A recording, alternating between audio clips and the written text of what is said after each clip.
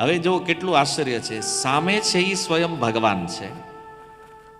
ભગવાનનું ઐશ્વર્ય જોઈને એમણે સ્તુતિ પણ કરી ભગવાનની, પણ હવે એના મનમાં એવું થઈ રહ્યું છે કે કોઈને ખબર ન પડવી જોઈએ કે તમે ભગવાન છો ને મારા ગર્ભથી જન્મ લીધો છે.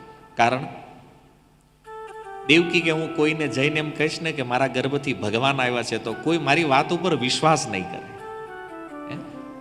કે સચ્ચિદાનંદ સ્વરૂપ ભગવાન કોઈ સ્ત્રીના ગર્ભથી કેવી રીતે જન્મ લઈ શકે. માતા કૌશલ્યાએ પણ કીધું, જ્યારે ચતુર્ભુજ નારાયણમાં ભગવાન આવ્યા તો માતા કૌશલ્યા પ્રાર્થના કરે છે કે હે પ્રભુ, તમે આ તમારું રૂપ જે છે ને આનો ત્યાગ કરો, કીજે શિશુ લીલા, તમે નાના બાળક બની જાઓ, તમે બાળકની લીલા કરો જેમ એક સામાન્ય બાળક હોય. તો દેવકીની પ્રાર્થનાથી ભગવાન એ ચતુર્ભુજ રૂપને અદ્રશ્ય કરી દ્વિભુજ રૂપમાં થયા.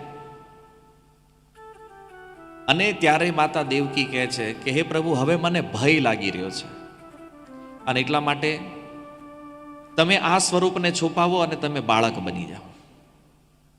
ભગવાને જોયું કે માતા દેવકી ભયભીત થઈ રહ્યા છે, ત્યારે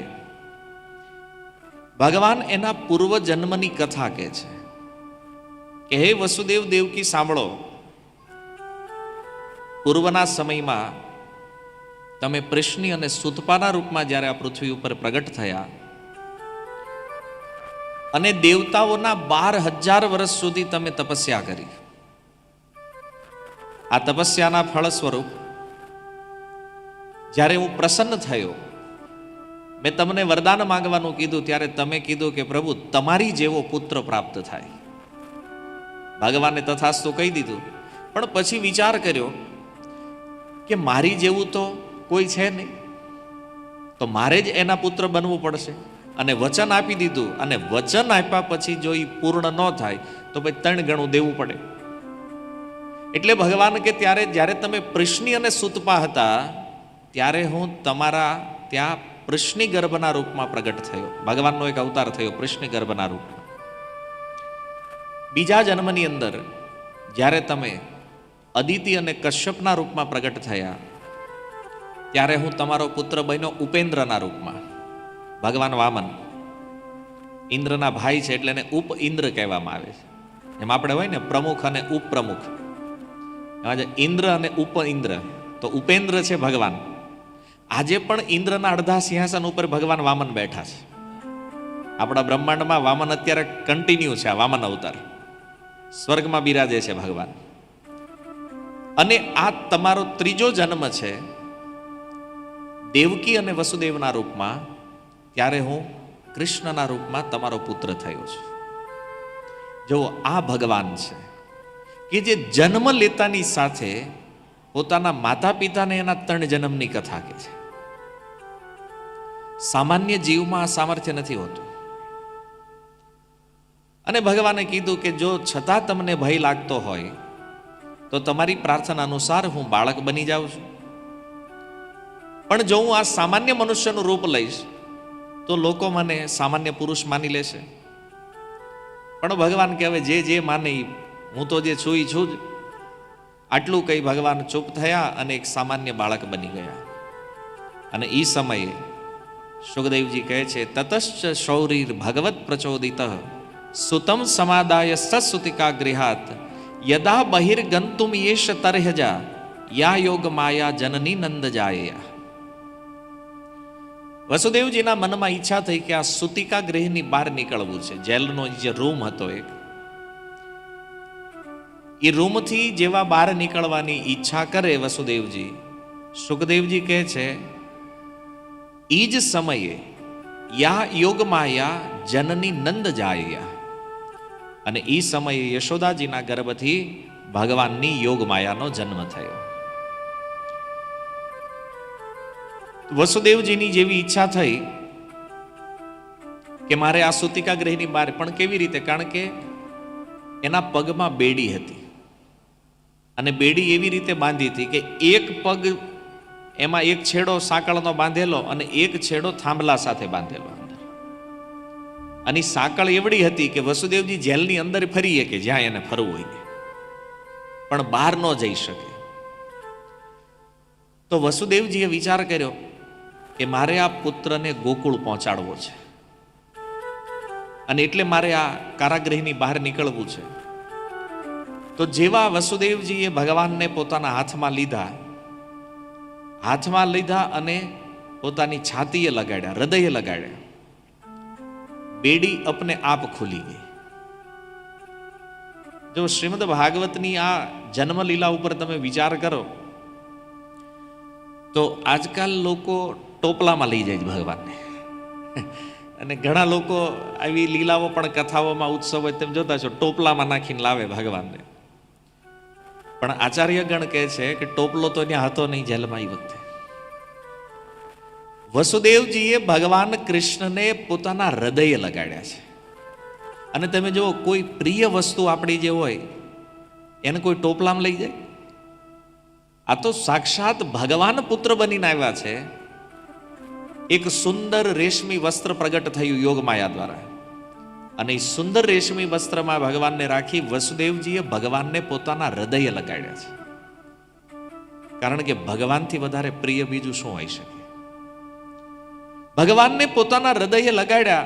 જેવી આ બેડી ખુલી અને ખૂબ સાવધાનીથી વસુદેવજી ચાલવા લાગ્યા. મનમાં એ ભાવ હતો કે આ મારો પુત્ર છે. બંધન તો ખુલી ગયા, પણ જેવા એ જેલના મેન દરવાજા પાસે આવ્યા તો કંસે એ જેલના દરવાજાને જે તાળું માર્યું હતું એની ઉપર પાછી હાકળ મારેલી. સાંકળ પણ તૂટી, તાળું પણ ઓટોમેટિક ખુલી ગયું અને દરવાજા પણ ઓટોમેટિક ખુલ્યા. વસુદેવજી ત્યાંથી જ્યારે આગળ વધ્યા,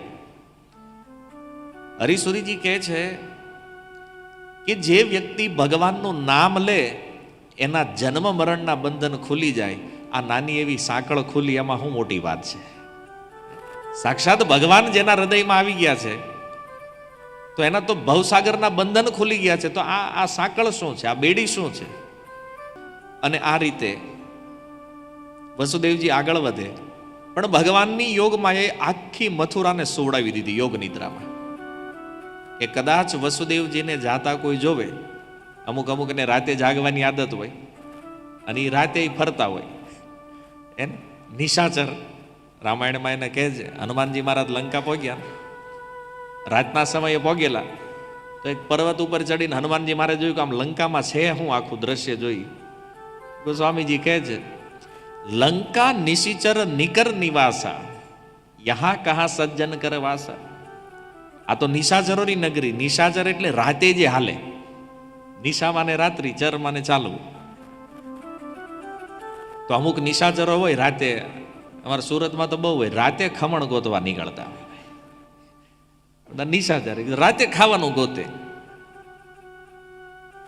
તો યોગમાં એ વિચાર કર્યો, કદાચ મથુરામાં કોઈ જાગે અને જોઈ જાય કે ભાઈ એક વ્યક્તિ નીકળ્યા હતા અહીંથી, તો કંસને ખબર પડી જાય કે વસુદેવજી અહીંથી નીકળ્યા છે.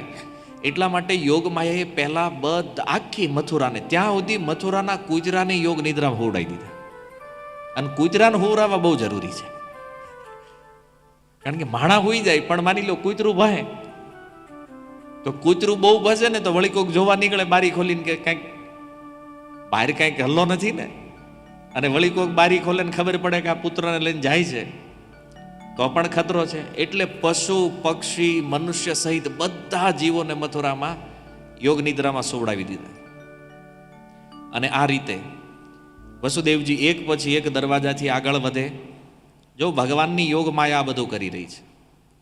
કંસે એવી વ્યવસ્થા કરી હતી કે જેલમાંથી એક દરવાજેથી બીજા દરવાજે જાઓ ને તમે, તો વચ્ચે હિંસક પશુઓ રાખેલા, સિંહ, વાઘ, ચિત્તા, કે કોઈ જો ત્યાંથી નીકળે તો આ હિંસક પશુ એને મારી નાખે. યોગમાએ એને હુવડાવી દીધા. સુખદેવજી વસુદેવજી માટે સંબોધન આપતા કહે છે, કૃષ્ણવાહ. કૃષ્ણવાહ એટલા માટે કે જે ભગવાનને લઈને જાય છે, જે કૃષ્ણનું વહન કરે છે, એ છે કૃષ્ણવાહ.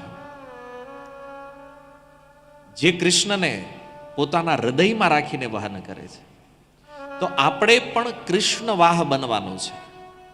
આપણા મનમાં, આપણા હૃદયમાં, આપણા ચિત્તમાં આપણે ભગવાનને ધારણ કરવાના છે. આપણે ભગવાનનું વહન કરવાનું છે. અને અત્યારે આપણે કોનું કરીએ છીએ? સંસારનું. આખા ગામને અંદર બિહારી રાખ્યું છે. બધાને ઓલો શું કરે છે ને ઓલા શું કરે છે ને ઓલા આટલું કર્યું એમ દુનિયાભરની વાતો. આજ તમે જો આ વેકેશનમાં કદાચ તમે ગામડે જાઓ, અમુક મોટી ઉંમરના વડીલોને મળો તો એની જ કથા કહેતા હોય. 50 વર્ષ પહેલા આમ થયું હતું અમારે, 60 વર્ષ પહેલા ઓલા હારે આમ થયું હતું ને આમ થયું. અરે ભાઈ, ભગવાનની કથા કરો. આ હું કેમ? કારણ કે એ જે 60, 70, 80 વર્ષ જીવ્યા ને એ બધું એને અંદર ધારણ કરી લીધું. એ એવડો મોટો ભાર છે અંદર, અને કોઈ પૂછે કે ન પૂછે એ એની કથા ચાલુ જ કરે. શું કામ? કારણ કે ભગવાન નથી અંદર. જેના હૃદયમાં ભગવાન બેઠા છે એના મુખેથી ભગવાનની કથા નીકળશે, ભગવાનનું નામ નીકળશે. પણ જેણે સંસારને ધારણ કર્યો છે એના મુખેથી સંસારની ચર્ચા નીકળવાની છે. એટલા માટે સુખદેવજી સલાહ આપે છે કે સંસારમાં પ્રત્યેક જીવ એને કૃષ્ણ વાહ બનવું જોઈએ, કૃષ્ણને હૃદયમાં ધારણ કરવા જોઈએ.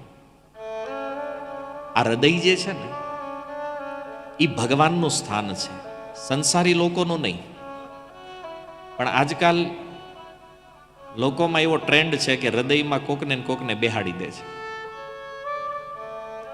આ ભગવાનને બેસાડવાનું સ્થાન છે, ત્યાં સંસાર શું કામ? અને જો વસુદેવજી ચાલતા ચાલતા નીકળ્યા, એ કારાગૃહથી જેવા બહાર નીકળ્યા, તો એને ચાલવામાં કોઈ તકલીફ નથી. કેમ? કારણ કે હાથમાં આનંદ છે. જેના હાથમાં સ્વયં આનંદ સ્વરૂપ ભગવાન છે એને શું તકલીફ છે, શું ચિંતા છે?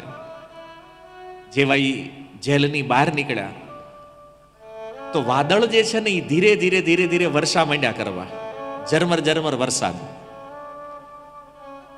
ઇન્દ્રદેવ વર્ષા કરી રહ્યા છે. કેમ? ઇન્દ્રદેવને થયું કે યોગ માયાએ આખી મથુરાને સુવડાવી દીધી, પણ માની લો કોઈક જાગી જાય તો એ કે આપણે રિસ્ક લેવાનું થતું નથી. એને ઝરમર ઝરમર વરસાદ ચાલુ કરી દીધો. અને વરસાદમાં છે ને ઊંઘ બહુ સારી આવે. વરસાદ જ્યારે થાય ને ત્યાં આરામથી, એટલે વરસાદ હોય તમ થયું એમ થાય કે કાંઈ બહાર જવું નથી, હુઈ જાય માણસ. ઇન્દ્રદેવને થયું કે વર્ષા કરો. ને બીજું કે વસુદેવજીને વરસાદમાં કોઈ જોઈ નહીં કે. અને ત્રીજું કારણ કે આ વાદળો જે છે ને એ સમુદ્રને ઉપદેશ આપી રહ્યા છે કે હે સમુદ્ર, અમારી અંદર જે જળ છે ને એ અમે લીધું છે તમારાથી જ. પણ જો એ જળ ભલે તમારાથી લીધું છે, પણ આજે એ ભગવાન કૃષ્ણની સેવામાં લાગી રહ્યું છે. એ સમુદ્ર, તારી પાસે અથાગ જળ છે, પણ એ ભગવાનની સેવામાં નથી લાગતું, કાંઈ કામનું નથી. હરિસુરીજી કહે છે, ધન આ સંસારમાં ઘણા લોકો પાસે છે, ધનની કોઈ કમી નથી સંસારમાં, પણ જે ધન ભગવાનની સેવામાં ન લાગે એનો કોઈ અર્થ નથી. સાગર કહે છે, અમારી પાસે ભલે અમારું પોતાનું નથી, ભલે ઉછીનું લીધું છે, પણ તો પણ આજે અમને ગર્વ છે કે અમે ભગવાનની સેવા કરી રહ્યા છીએ. અને એ સમુદ્ર, તારી પાસે આટલું બધું શું કામનું છે?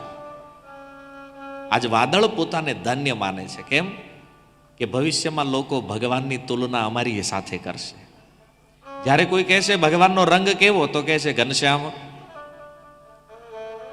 જલધર, પાણી ભરેલા વાદળ સાથે અમારી સરખામણી થવાની છે ભગવાન સાથે.